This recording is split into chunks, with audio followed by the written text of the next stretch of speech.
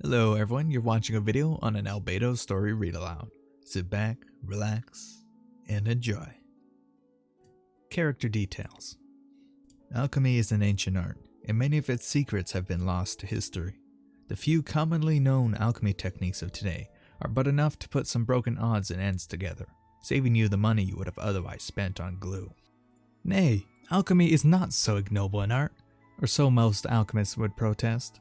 But as far as the average citizen of Mondstadt was concerned, that was alchemy. At least until the day Albedo suddenly appeared and decided to stay in Mondstadt. This young man displayed the true prowess of alchemy to all, bringing with him a massive corpus of wisdom that even the Sumeru Academia did not possess. The universe is heaven reversed, and the earth is a dream lost to time. This is dust, the most basic form of complex life. As if to provide evidence for this claim, Albedo lifted the burnt ash of a flower that once grew atop a dendro slime's head. Seconds later, a Cecilia sprouted from the ash in his hand. And this is New Birth. Story 1. Albedo has a very important job within the Knights of Favonius, but does not often appear in public. Still, he does not have the strange and eccentric temper that people tend to assume of academics. In fact, he is earnest in all his dealings.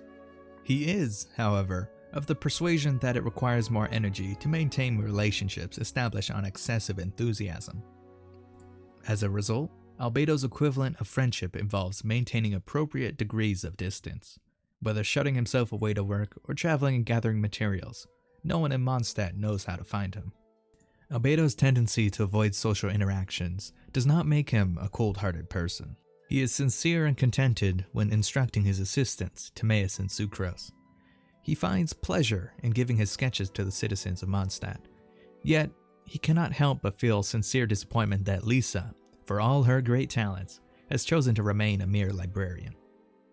Story 2. Albedo only got into Mondstadt because of his master's recommendation letter. On some level, this statement is true.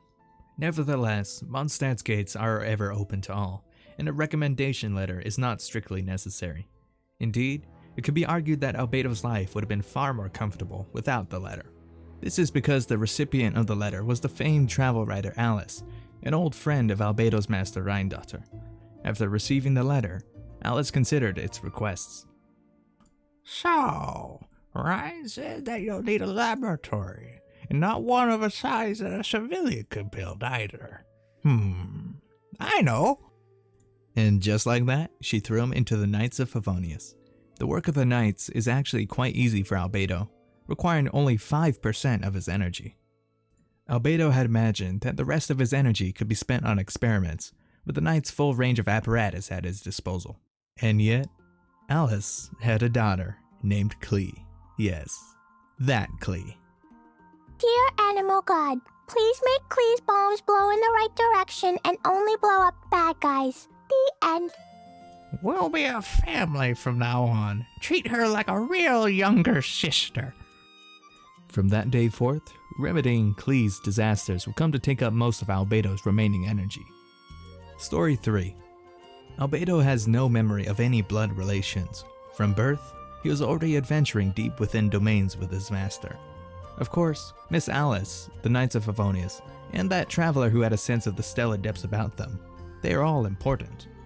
And yet his master is unquestionably the most special to him. For Albedo, she is his only kin. She was a cold and strict woman who raised him and taught him the secrets of alchemy.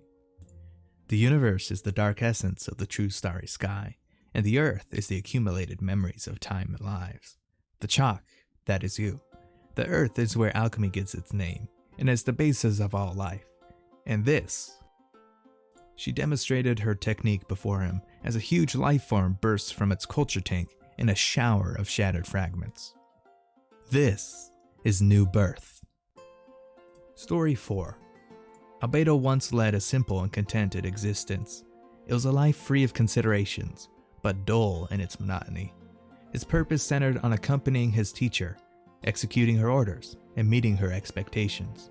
But one day, deep in the heart of a dungeon, teacher and apprentice discovered an artifact known as the Heart of Nabarius.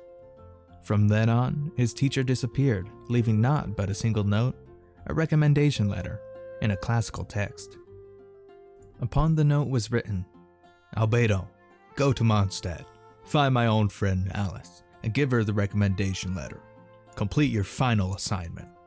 The classical text was one of the last extant manuscripts of the Opus Magnum, which his teacher had always kept with her. If one were to push the definition a little, she had left him another gift, the title of Crida Prince, and with it, the acknowledgement that she had nothing further to teach him. In the past, Albedo's assignments had always been very difficult. He had always believed wholeheartedly that his teacher would make good on her threat to leave him, should he fail.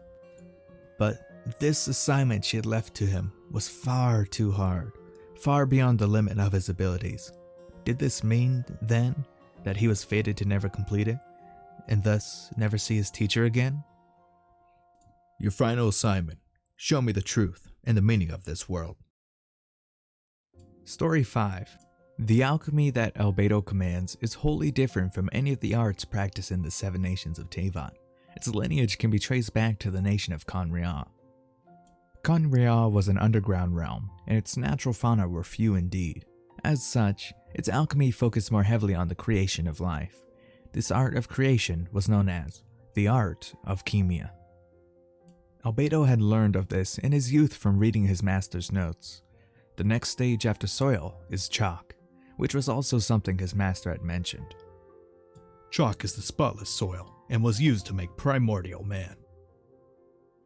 Now, Albedo understands alchemy in far greater depth than he did in the beginning, having also consolidated his understanding of knowledge. From soil was birthed chalk.